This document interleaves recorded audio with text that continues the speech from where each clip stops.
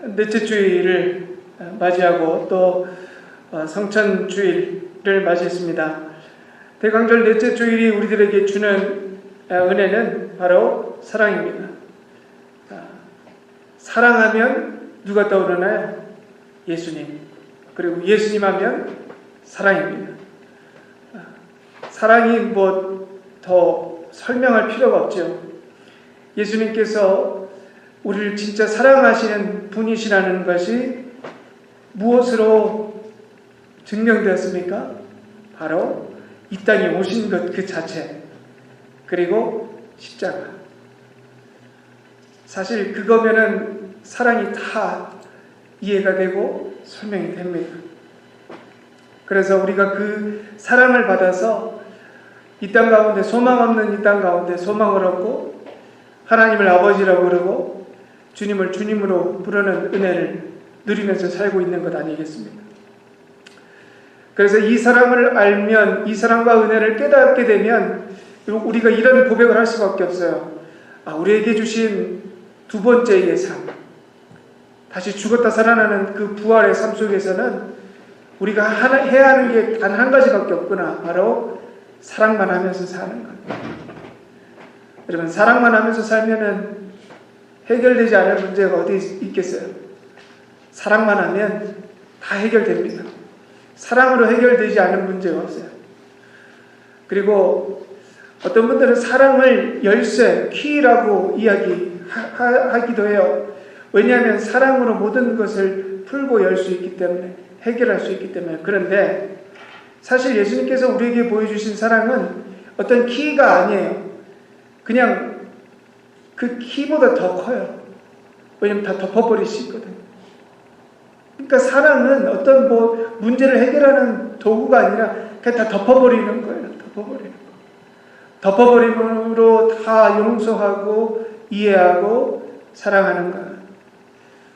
예수님께서 우리에게 보여주신 십자가의 사랑이 바로 그것인데, 성찬절, 대강절 넷째 주일, 그 귀한 대강절 넷째 주일 가운데 예수님께서 보여주신 그 사랑을 우리가 함께 배우고 또 실천하면 우리의 삶이 얼마나 변화될까요? 여러분의 삶 가운데 그 역사와 은혜가 온전히 이루어지기를 주님의 이름으로 간절히 축복합니다. 그래서 저와 함께 이렇게 한번 따라해 보시기 바라요. 사랑만 하면서 살겠습니다. 사랑만 하면서 살겠습니다. 오늘은 히브리서 11장 믿음장의 마지막 9절 30절에서 40절을 묵상하는 시간입니다. 30절에서 40절 이렇게 보시면은 어떤 사건 중심으로 이렇게 믿음이 무엇인지를 보여줘요.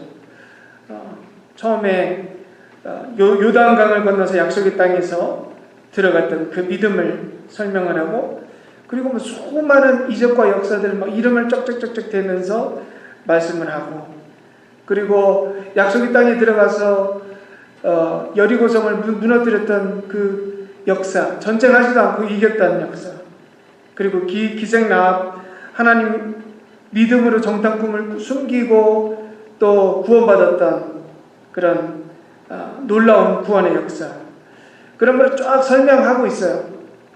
그런데 이제 히브리서 저자가 도저히 안 되겠는 거예요.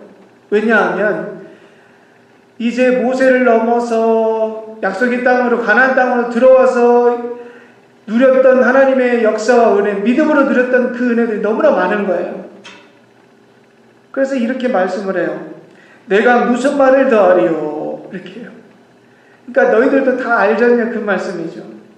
기드온, 바락, 삼손, 입다, 다윗 및 선지자 사무엘과 선지자들의 일을 말하려면 내가 시간이 부족하다라고 말씀을 하세요. 저는 마음 같아서는 히브리서 저자가 믿음이 무엇인지 인물들, 사건들 통해서 다 설명해 주고 싶은데, 사실 그 편지를 쓰는 거잖아요. 지금처럼 우리가 생방송을 하는 것도 아니고, 생방송을 하면 하루 날 잡고 믿음에 대해서 설명해 주면 되죠. 그런데 편지잖아요, 편지. 이거 빨리 붙여서 보내야 되는 거예요. 그래야 빨리 유대 그리스도인들이 히브리서 저자의 편지를 읽을 거 아닙니까? 그래서 그 마음이 느껴지는 거예요. 히브리서 저자가 빨리 이 편지 써가지고 유대 그리스도인들에게 전달해주고 싶은 그 마음이 느껴졌어요. 그래서 33절에서 38절까지는 이 이름을 언급을 하지 않아요. 그냥 사건 중심으로 이제 말씀을 합니다. 그런데 우리는 33절에서 38절 한번 깊이 묵상할 수 있는 시간적인 여유가 있기 때문에 한번 이 사건과 인물이 어떠한 믿음을 보여줬는지 한번 살펴보는 시간을 갖도록 하겠습니다. 33절 보시면 믿음으로 나라들을 이기기도 하며 의를 행하기도 하며 약속을 받기도 하며 사자들의 입을 막기도 하며 이렇게 말씀을 하세요. 이스라엘 민족들이 하나님을 믿음으로 인해서 이해되지 않는 승리의 경험을 많이 했어요. 이스라엘 백성들이 뭐 전쟁 경험이 없는 민족이에요. 싸워본 지 한마디로 진짜 이스라엘 민족을 대표하는 그 양 같은 존재입니다. 아무것도 없고 뭐 싸울 그 의지도 없고 능력도 없어요. 겁이 너무나 많은 존재인데 양들에게는 누가 있습니까? 목자가 있듯이 이스라엘 백성들에게도 누가 있었어요? 하나님이 있었던 거예요. 하나님 믿고 싸워서 이겼던 전쟁의 승리의 역사들이 너무나 많이 있는 거죠. 그리고 사자들의 입을 막았다 라고 하면 누가 떠오르십니까? 네, 다니엘이 떠오르죠. 사자굴에 던져졌지만 털끝 하나 다치지 않고 사자들을 오히려 재우고 길들였던 사람 다니엘 아니겠습니까? 왜 그런 놀라운 이적을 경험했을까요? 하나님 섬겼잖아요. 하나님 믿었잖아요. 그리고 34절 보시면 불의 세력을 멸하기도 하며 칼날을 피하기도 하며 연약한 가운데서 강하게 되기도 하며 전쟁에 용감하게 되어 이방 사람들의 진을 물리치기도 하며 이렇게 말씀하세요. 불의 세력이라고 하면 저는 다니엘의 세 친구들이 떠오릅니다. 풀문불에 던져졌지만 진짜 털끝 하나 다치지 않았어요. 오히려 그 풀문불에 그 세 친구들을 던졌던 사람이 불에 타 죽을 정도로 뜨거운 불이었는데 그 세 친구들은 거기에서도 살아났다. 무엇 때문입니까? 다니엘 따라서 그 세 친구도 믿음을 지켰기 때문이죠. 그리고 칼날을 피하기도 했다. 저는 다윗이 사울의 칼날을 피했던 것. 다윗이 죽이기 위해서 활을 쏴도 다윗이 그거 피했잖아요. 그리고 사실 이렇게 말씀을 보다 보면 하나님께서 칼날 피하게 하신 인물들이 얼마나 많습니까? 좀 셀 수도 없어요. 그리고 연약한 가운데서 강하게 되기도 했다. 여러분 누가 떠오르세요? 저는 삼손이 떠오르더라고요. 삼손. 머리가 다 잘리고 힘이 쫙 빠졌을 때 하나님께 기도했잖아요. 하나님, 저에게 힘을 주시는 하나님의 영광을 위해서 마지막 힘쓰고 제가 죽겠습니다. 그 믿음으로 삼손이 하나님께서 다시 그 믿음 보시고 강하게 해주셨잖아요. 그리고 전쟁에 용감하게 됐다. 이거는 전쟁에 용맹하면 기드온과 300용사가 떠오릅니다. 하나님께서 숫자를 자꾸 줄이셨어요. 하나님 이 정도면 됩니까? 아니다. 더 없어도 된다. 없어도 된다. 그래서 결국 남은 게 300명이었어요. 그런데 그 기드온과 300명 앞에 있었던 그 수는 그 상대방의 적군의 군사의 수는 13만 5천 명이었습니다. 300명이 어떻게 13만 5천 명을 그 앞에서 기죽지 않고 싸울 수 있었을까? 그들에게 이 믿음이 있었죠. 전쟁은 누구에게 속한 것이다? 하나님에게 속한 것이다. 그래서 정말 이해될 수 없는 하나님께서 번뜩이는 지혜를 주셔서 서로가 서로를 죽이는 그 전쟁을 일으키셔서 하나님께서 승리하게 하셨잖아요. 그게 다 무엇 때문입니까? 믿음 때문이에요. 믿음 때문. 그리고 이어지는 35절. 여자들은 자기의 죽은 아들들을 부활로 받아들이기도 하며 또 어떤 이들은 더 좋은 부활을 얻고자 하여 심한 고문을 받되 구차히 풀려나기를 원하지 아니하였으며 이렇게 말씀을 하고 있습니다. 사로밧 과부와 수넴 여인을 구약성경에 이렇게 나오면은 그들이 엘리야와 엘리사를 통해서 죽은 아들들이 다시 살아나는 기적을 경험을 했어요. 그리고 참 놀라운 기적이지만 또 어떤 이들은 더 좋은 부활을 위해 고문도 기꺼이 받았다라고 말씀을 합니다. 여호와를 섬기는 믿음 지키기 위해서 어떤 어려움도 심지어 죽어도 그 죽음을 감당했다는 말씀이에요. 이게 믿음 아니면 도저히 설명되지도 않고 이해되지도 않는 것이다. 그런데 35절을 보시면 여기에서 두 가지 부활이 나옵니다. 하나는 이런 부활이에요. 진짜 죽었던 몸이 되살아나는 거예요. 예수님께서 하셨던 부활이죠. 예수님께서 이뤄내셨던, 하나님께서 이뤄내셨던 부활이에요. 진짜 죽었던 사람이 진짜 벌떡 일어나는 경험. 뭐 우리들 주변에도 세상에 정말 놀라운 일들 가운데 죽었다고, 의사도 죽었다고 하는 사람이 일어나는, 살아나는 부활의 그 사건이 있지 않습니까? 그런 사건이에요. 그런데 이 부활은 사실 완전한 부활이 아닙니다. 왜냐하면 다시 죽었다가 다시 생명을 얻고 살아나도 여러분 지금까지 산 사람 있습니까? 없어요. 결국에는 시간이 지나면 지날수록 이 육신은 죽을 수밖에 없기 때문에 죽을 수밖에 없어요. 우리 예수님도 육신으로 살아나셔서 그 몸이 하늘로 승천하셨잖아요. 예수님께서 만약에 부활하셨다면 지금까지 살아계셔야 그 부활이 완전한 부활이죠. 근데 예수님께서도 하늘로 올라가셨고 사실 사로밧 과부와 수넴 여인의 그 죽었다 살아난 그 아들들도 지금까지 살아있지 않고 죽었잖아요. 결국에는 한정적인 부활이에요. 그러니까 육신의 부활은 영원한 부활이 아니라는 거예요. 그런데 여기서 소개하는 두 번째 부활이 있는데 히브리서 저자가 이 두 번째 부활은 더 좋은 부활이라고 말씀을 해요. 더 좋은 부활. 그 부활은 어떤 부활입니까?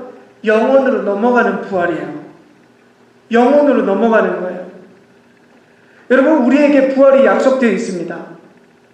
그렇죠? 우리에게 부활이 약속되어 있어요. 그런데 우리에게 약속되어진 부활은 어떤 부활일까요? 우리가 죽었다가 주님 오시면 다시 이 육신이 살아나는 그 부활이 아니라는 거예요. 우리가 이 땅에 죽었을지라도 이 땅에 죽어서 이 육신은 죽었지만 우리의 한정적인 우리의 삶은 끝이 나고 이제 우리가 부활할 때는 어떤 부활을 맞이하느냐? 영원으로 넘어가는 부활을 우리에게 약속해 주셨다는 거예요. 우리가 다시 살아나도 이 땅에서 다시 부활하는 것을 우리가 꿈꾼다면 우리는 정말 불쌍한 자들이에요. 왜? 다시 죽을 그 삶을 왜 또 살아나냐 말이에요. 그런데 이제 우리가 맞이할 부활은 한번 다시 살아나면 이젠 영원히 죽음이 없는 영원한 삶을 살아가는 부활로 우리가 넘어간다고 하는 말씀이에요. 여러분, 어떤 부활을 우리가 간구하고 기뻐해야 합니까? 바로 영혼의 부활이라는 거예요. 영원한 부활, 더 좋은 부활. 그래서 우리가 지금 심지어 오늘 내가 죽더라도 기뻐할 수 있는 것은 우리에게 다시 죽지 않은 영원한 부활이 약속되어져 있기 때문에 여러분, 이것을 믿게 하고 기뻐하고 또 소망하게 하는 게 무엇 때문입니까? 바로 믿음 때문이라는 거죠. 믿음 없이는 그 영혼의 부활을 기뻐할 수도 없어요. 믿을 수도 없고요. 그런데 우리에게 그 믿음, 그 귀한 믿음이 우리들에게 주어졌다는 것. 할렐루야. 36절, 37절 보시면 이렇게 말씀합니다. 또 어떤 이들은 조롱과 채찍질 뿐 아니라 결박과 옥에 갇히는 시련도 받았으며 돌로 치는 것과 톱으로 켜는 것과 시험과 칼로 죽임을 당하고 양과 염소의 가죽을 입고 유리하며 궁핍과 환난과 학대를 받았으니. 아멘. 이스라엘의 전통적인 처형 방법이 있어요. 사람을 죽이는 방법, 율법을 어겼을 때. 그것이 뭡니까? 돌로 사람을 치는 거예요. 하나님 돌 던져서 죽는 겁니다. 하나님 잘 믿고 섬기고 진짜 하나님의 메시지를 전달했던 믿음의 선조들이 있죠. 그 믿음의 사람들이 있죠. 그 믿음의 인물들이 어떻게 죽었을까요? 하나님 잘 믿고 하나님의 뜻으로 살았어요. 제명에 죽은 사람 없습니다. 다 처형당하고요.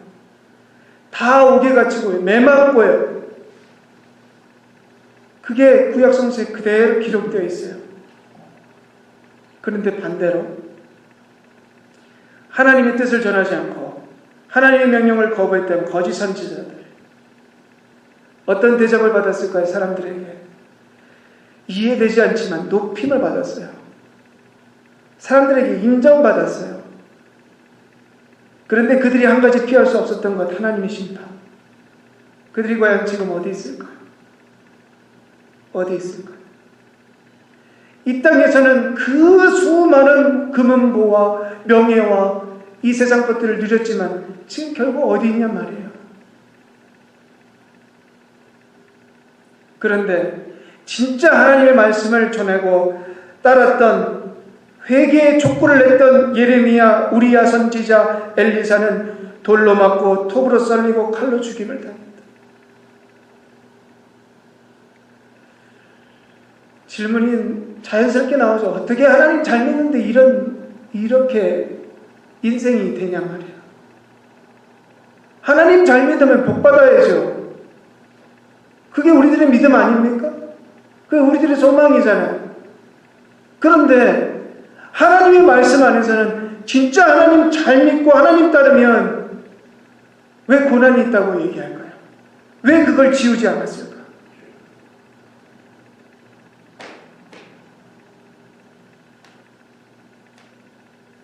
히브리서 저자가 왜 이것을 유대 그리스도인들에게 얘기를 할까요?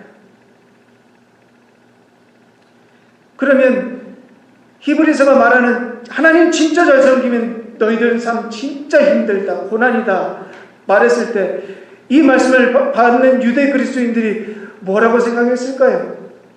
내가 하나님 하나님 믿은 게 내 실수인가 그렇게 생각했을까요? 아니에요. 오히려 이렇게 생각했어요. 우리가 진짜 하나님 잘 믿고 있구나. 유대 그리스도인들 앞에 있는 핍박과 고난과 환난과 칼과 죽음의 위협이 더 이상 두렵지 않게 되는 거죠. 왜? 하나님 잘 믿으면 그런 삶을 걸어갈 수 없다고 하나님의 말씀에 기록되어 있는 걸 다시 한번 기억하니까, 내가 하나님 배신하고 하나님의 아들 예수를 배반하고 다시 살아나도 곧 죽을 수밖에 없는 그 삶을 바라보고 내가 그거 위해서 내가 예수 버리려고 했구나. 안 되겠다. 그러면 안 되겠다. 내가 이 땅 가운데 살 때 힘들고 어렵고 눈물 바가지라도 내가 영원한 부활이 나에게 약속되어져 있으니 그 믿음 지키면서 내가 예수를 버리지 말아야 되겠구나. 그 생각하지 않았겠어요?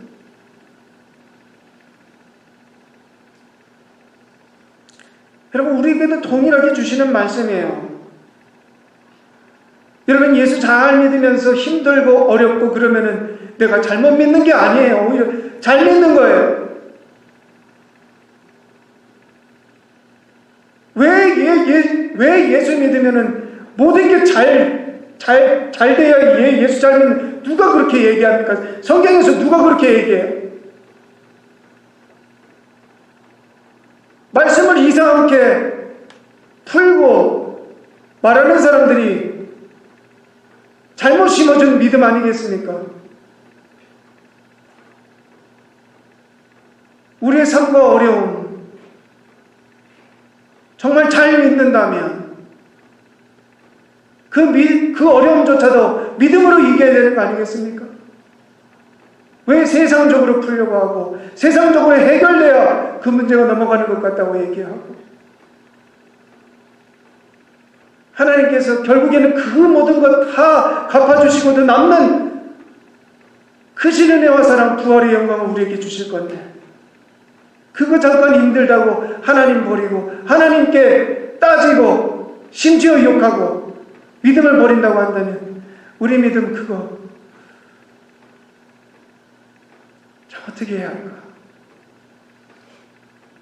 여러분, 조금 힘드셔도 참고 견디죠. 참고 견디죠. 그게 믿음이에요. 그걸 견디면 하나님께서 분명히 갚아주세요. 갚아주시고도 남는 은혜를 주실 거예요. 그래서 우리들의 지금의 어려움이 아니라 보상과 상급으로 여겨지는 은혜. 여러분, 이게 무엇 때문에 이 은혜를 누리는 겁니까? 믿음이라는 거예요. 그게 믿음으로 그 은혜를 바라보는 거예요. 그러면서 38절 히브리서의 저자의 말씀, 이런 사람은 세상이 감당하지 못하느니라. 아멘. 여러분, 세상이 감당하지 못한다는 의미가 무슨 말씀일까요? 세상의 이치와 해석에 맞지 않지만 결코 무시할 수 없는 사람이라는 거예요. 하나님께서 우리에게 주신 믿음이 바로 그런 겁니다. 그러니까 이 세상을 살아갈 때 담대하는 삶의 모습이 나올 수밖에 없는 거죠. 믿음으로부터 우리가 감당되지 않는 사람으로 성장되어질 수 있다는 거예요. 이 말씀을 묵상하면서 참 은혜가 되죠. 그런데 사실 38절 이런 사람은 세상이 감당하지 못하느니라, 이 말씀은요 정확한 해석이 아닙니다. 정확한 해석은 이런 말씀이에요. 세상은 그들에게 가치가 없었습니다 라는 의미예요. 참 다른 의미죠. 세상은 그런 사람들이 감당이 안 된다라는 이 말씀이 세상은 믿음의 사람들에게 가치가 없었습니다 라는 의미라는 거예요. 그런데 이 표현이 히브리서 저자가 진짜 믿음이 무엇인지를 진짜 믿음이 무엇인지를 알려주는 말씀이에요. 믿음의 사람들에게 세상은 가치가 없었다라는 이 구절. 저는 이 구절을 이렇게 묵상을 하면서 이런 생각이 들었어요. 이런 질문이 들었어요. 과연 믿음의 사람들에게 무울욕이 없었을까? 이 세상적인 것에 관심이 진짜 없었을까? 그들에게는 진짜 세상에 가치가 없었을까? 그런 질문이 드는 거예요. 그들도 사람인데 맛있는 음식이 있으면 먹고 싶고, 좋은 집 있으면 거기서 하루라도 살아보고 싶고, 금은 뭐가 있으면 몸에 차보고 싶었을 거 아니겠습니까? 그런데 오늘 말씀을 이렇게 묵상하다 보면 마치 믿음의 사람들이 세상 것에는 완전히 관심이 없는 사람처럼 말씀을 하고 있잖아요. 표현을 하고 있지 않습니까? 그래서 그 말씀을 이렇게 묵상하다 보면, 그리고 우리 믿음의 사람들을 보고 우리의 모습을 보면 우리가 너무나 형편없어 보여요. 그게 문제예요. 그러니까 믿음의 사람들과 우리가 너무나 다르게 느껴지는 거예요. 말씀을 보면서 나도 이 사람들처럼 진짜 믿음을 지켜야겠다가 아니라 저 사람들은 저 대단한 믿음이니까 그런 삶을 살았고 나는 그런 대단한 믿음 아니야. 이렇게 지뢰에 겁먹고 포기를 하는 거예요. 여전히 믿음의 밑바닥을 경험하면서 그냥 거기서 나올 생각도 안 하고 그냥 거기에 있는 거예요. 그래서 문제가 있어요. 참, 믿음의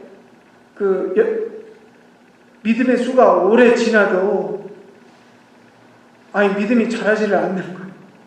그래서 믿는 사람은 믿는 사람이고 나는 하나님 믿지만 그 정도는 안 되고, 그래서 예수 오래 믿었다고 하는데도 여전히 세상 것에 관심 두고 여전히 그렇게 살고 있는 우리들의 모습 발견하잖아요. 그러면 심지어 이런 얘기도 다른 사람들한테, 한번 잘 믿어보겠다는 사람한테, 내가 해봤는데 안 돼. 아예 그냥 살던 대로 살아. 그냥 십자가의 보혈만 잘 믿고 그냥 원하는 거 먹고 가지고 그러고 살아. 여러분, 그런데 그거 아니에요. 저는 이 말씀을 묵상하면서 과연 하나님께서 우리에게 그런 실망감과 절망을 우리에게 그냥 포기하게 하기 위해서 우리들에게 이 말씀을 주셨다고 믿지 않아요. 과연 믿음의 사람들에게 유혹이 없었을까요? 무력이 없었을까요? 아니에요. 저는 있었을 거라고 봐요. 그들도 맛있는 거 보면 먹고 싶었을 것이고, 좋은 집 보면 거기서 한번 살고 싶었을 것이고, 세상 좋은 거 있으면 갖고 싶었겠죠. 그들도 우리들과 똑같이 세상적인 가치를 알았던 사람들이었을 거예요. 그런데 그들이 하나님께서 주신 믿음을 통해서 진지하게 깨달았던 것이 무엇이었을까? 알았던 것이 무엇이었을까? 이 세상에 수많은 가치 있는 것들 가운데 진짜 더 가치 있는 것이 무엇인지를 알았던 거예요.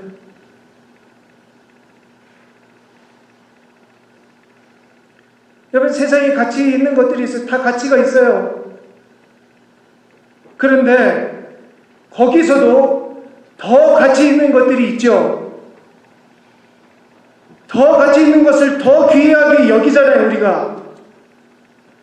그 영안이 뜨인 거예요.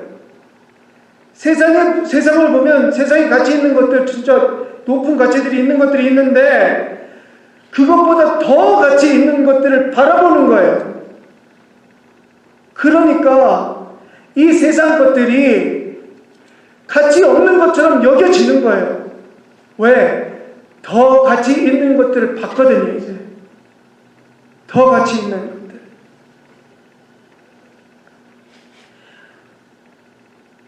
하나님께서 우리들에게 주신 믿음을 통해서 우리가 누리는 은혜가 그거예요.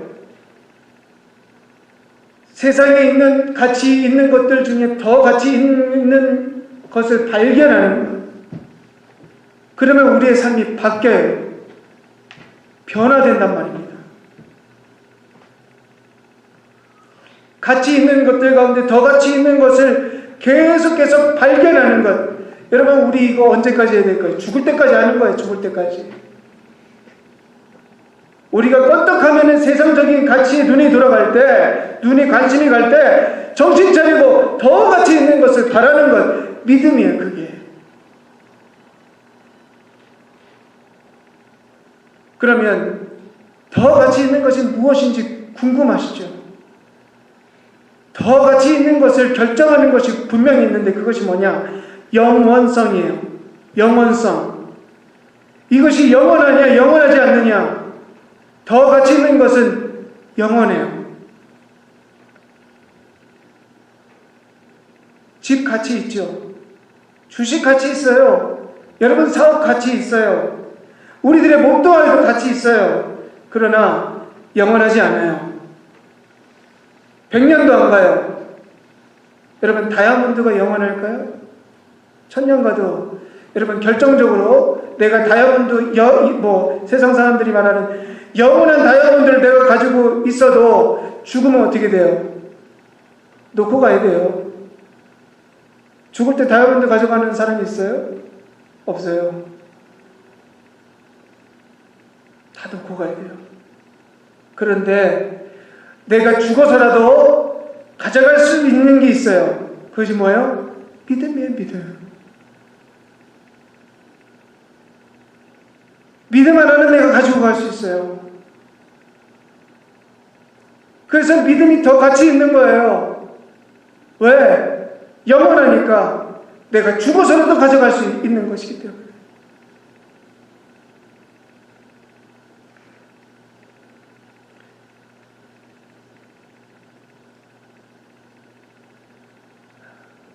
예수 믿어서 누리는 복이 뭘까? 예수 믿어서 누리는 복이 바로 그거예요. 내가 이 땅에 태어났잖아요. 이 땅에 영원한 것 아무것도 없잖아요. 그런데 영원한 것 아무것도 없는 이 땅에서 내가 영원한 것을 가진 거. 하나님 앞에 내가 이거 가져갈 수 있는 믿음 얻은 거. 이게 복이라는 거예요. 그리고 믿음으로 이 복을 누릴 수 있다는 거예요.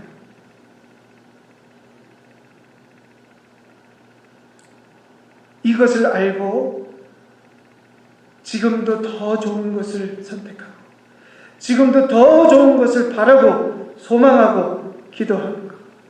여러분, 그때 우리의 삶이 변화되는 거 아니겠습니까? 우리의 삶은 그때 변하는 거예요. 이 땅의 거를 얻어서 가져서 변하는 게 아니에요. 그것을 바라고 소망하고 하나님께서 허락하신 그 은혜를 누립니다. 우리의 삶이 영원한 삶으로 더욱더 가까이 나아가죠. 그러면 이 은혜를 누리게 하신 그 은혜가 누구 때문에 얻어진 겁니까? 예수님이잖아요. 예수님. 예수 그리스도. 예수 그리스도. 오늘 본문 마지막 39절과 40절 보시면요. 예수님을 한 단어로 표현을 해요. 한 단어. 바로 약속입니다. 약속. 이 사람들은 다 믿음으로 말미암아 증거를 받았으나 약속된 것을 받지 못하였으니 이는 하나님이 우리를 위하여 더 좋은 것을 예비하셨음즉 우리가 아니면 그들로 온전함을 이루지 못하게 하려 하심이라. 아멘. 여러분, 이 본문을 풀이하면 이런 말씀이에요. 잘 들으세요. 우리 믿음의 선조들은 믿음의 기적과 이적을 경험했지만 하나님의 약속 예수 그리스도는 보지 못했다. 그러나 우리들은 하나님의 아들을 믿고 심지어 본 사람들, 증인들을 가지고 있다. 우리 조상들에 비하면 우리가 얼마나 큰 은혜를 입었는가. 그렇게 보면 우리 조상들은 예수님을 만나지 못했기 때문에 약속을 누리지 못해서 온전한 구원을 누리지 못하는 것 같아 보이지만 우리 조상들도 우리가 구원받은 것처럼 영원한 삶 속에서 예수 그리스도를 통해 완전한 구원의 은혜를 지금 하늘에서 누리고 있다.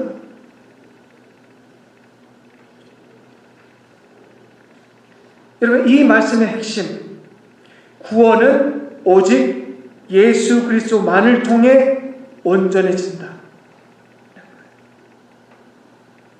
그러면서 히브리서 저자가 유대 그리스도인들에게 전하는 분명한 메시지, 그러니까 예수 버리지 마라. 그러니까 예수 버리지 마라. 그래서 우리가 다음 주에 묵상할 내용이지만 히브리서 12장 2절에서 이렇게 말씀을 하시는 거예요. 믿음의 주여 또 온전하게 하시는 이인 예수를 바라보자. 아멘. 여러분, 이 은혜가, 그 놀라운 은혜를 누리는 믿음이 예수 때문에 우리에게 왔고 예수 때문에 온전해진다는 거예요. 그 예수님이 이제 이번 주 목요일과 금요일 그 오시는 그 날을 기념하는 날이 돼요. 다시 한번 기억하는 거예요. 예수님이 그 믿음을 우리에게 주시러 오셨다.